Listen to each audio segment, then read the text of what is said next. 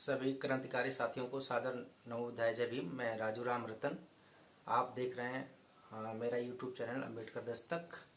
साथियों, आज मैं जिस शख्स के बारे में आपसे बात करने वाला हूं, आप भी सोचेंगे कि हाँ, कोई ऐसा शख्स था हमारे बीच में जिसने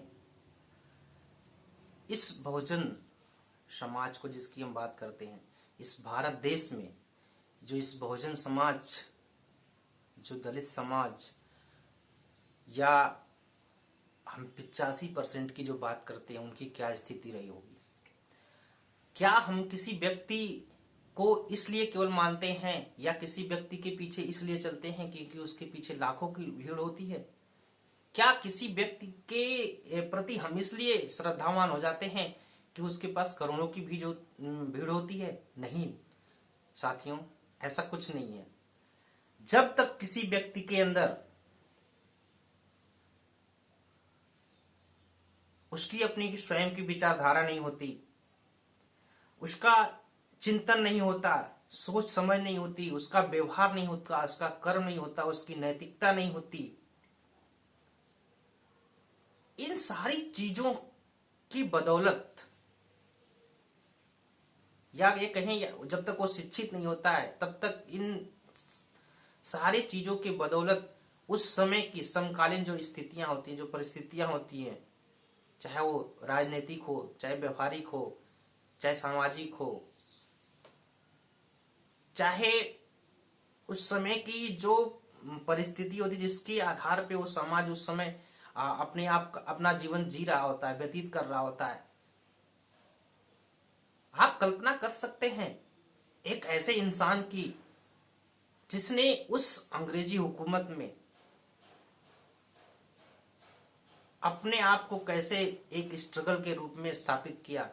आज मैं बात कर रहा हूं शिक्षा की ज्योत जगाने वाले, बहुजन समाज को शिक्षा की मूवमेंट से, शिक्षा की धारा से जोड़ने वाले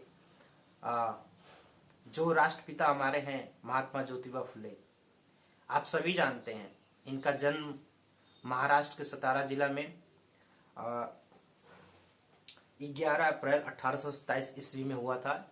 इनके पिता श्री गोविंदराव जी थे और इनकी जो माता थी वो चिमड़ा बाई जी थी।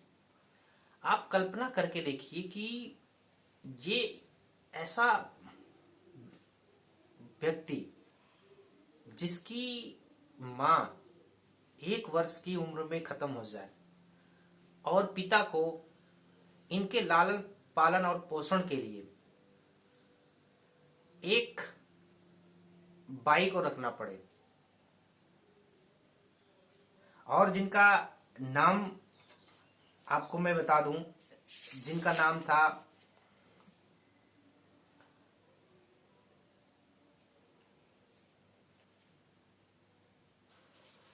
शगुड़ा बाई। आप कल्पना करके देखिए, क्या एक ऐसा संयोग हो सकता है, एक ऐसी बात या ऐसी समय की विचारधारा हो सकती है कि जब व्यक्ति की जो बैकग्राउंड होता है उसका पूरा सपोर्ट होता है उसको बनाने में। पिता एक माली का काम करते थे, फूलों का व्यापार था, फूलों की इनकी खुद की दुकान थी। उस स्थान से इनका जो लालन पालन होता है वो शगुड़ा नाम की एक बाई होती है, उनके द्वारा होता है। वो जो शगुड़ा नाम की जो बाई होती हैं वो एक तरह से शिक्षित होती हैं, उनको अंग्रेजी का ज्ञान होता है और वो मिशनरी भी होती हैं, और ज्योतिबा जी के ऊपर इनका पूरा प्रभाव पड़ता है। आप सोचिए कि उस स्थिति में जब 1836 के आसपास अंग्रेजी हुकूमत के द्वारा गांव-गांव में विद्यालय खोले जाने की बात होती थी, उससे पहले ब्राह्मणों के खुद के विद्यालय थे जिसमें वो संस्कृत पढ़ाते थे, और उसमें केवल उन्हीं ब्राह्मण के बच्चों को पढ़ने का अधिकार होता था।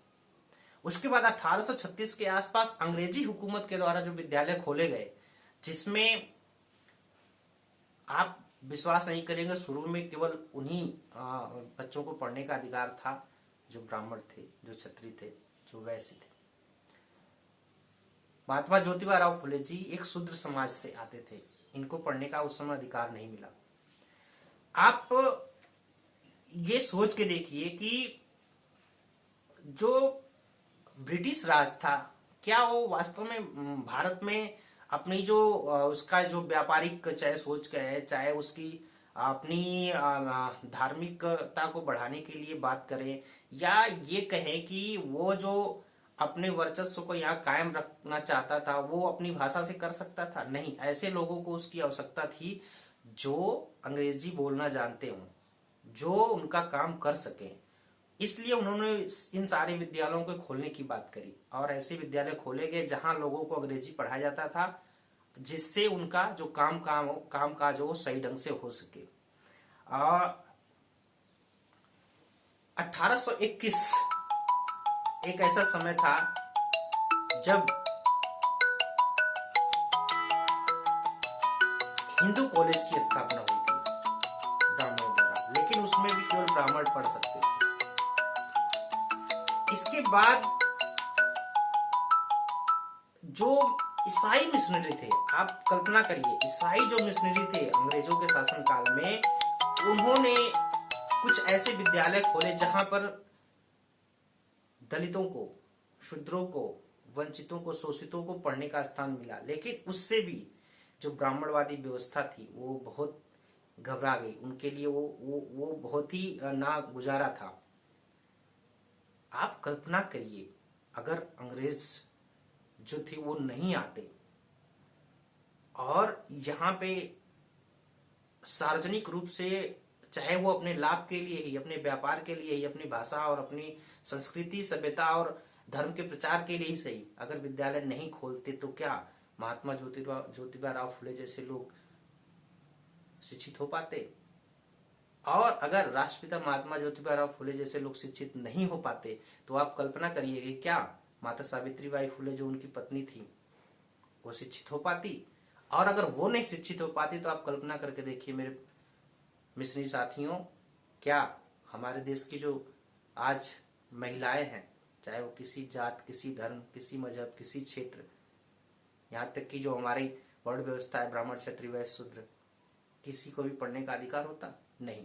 क्यों? क्योंकि आप सबको जानते हो कि ढोल गंवार शूद्र पशु नारी सब है ताड़न के अधिकारी। ऐसी व्यवस्था को किसी ने अगर दरकिनार किया, किसी ने अगर तोड़ा, किसी ने तोड़ने की जरूरत की, तो वो है महात्मा, राष्ट्रपिता, हमारे बहुजन नायक ज्योतिबा राव फुले जी। हमें ऋणी होना है उनका, हमें कर्जदार है, कर्ज है हमारे ऊपर उनका, जिसे हमें हम सबको उतारना है। हमारे ऊपर कर्ज है माता सावित्रीबाई फुले का। मैं इस टॉपिक पे आगे बात करूंगा आप सभी लोगों से। मैं इन सारी चीजों को आपके पास इसलिए रखना चाहता था क्योंकि जब तक हम शुरू नहीं करेंगे हम अपनी मंजिल तक पहुंच नहीं सकते हैं। और मैं आज आपको कुछ पुस्तकों को बताना चाहता हूँ। ये है महात्मा ज्योतिबा राव फुले की जीवनी, जिसको आप कहीं से भी और नेट से भी सर्च करके देख सकते हैं, पढ़ सकते हैं। इसके बाद इनकी एक पुस्तक लिखी हुई है गुलामगिरी। ये गुलामगिरी पुस्तक जब आप पढ़ लेंगे, आपका जो दिमाग है वो अपनी संस्कृति, सभ्यता, अपनी जो स्थिति रही है उसके बारे में, उस सारे चीजों का जो भ्रम है वो आपके अंदर से खत्म हो जाएगा। एक पुस्तक और है जो मैं आपको दिखाना चाहता हूँ, ये है पिछड़ा वर्ग और उनके महापुरुष। इसको भी आप क्रय कर लीजिए। और मैं नेक्स्ट टॉपिक पे जब जो बात करूंगा ज्योतिबा राव फुले के बाद, वो है ये माता सावित्रीबाई फुले, प्रथम शिक्षिका, जिनका ऋणी है पूरा भारत समाज, भारत के लोग।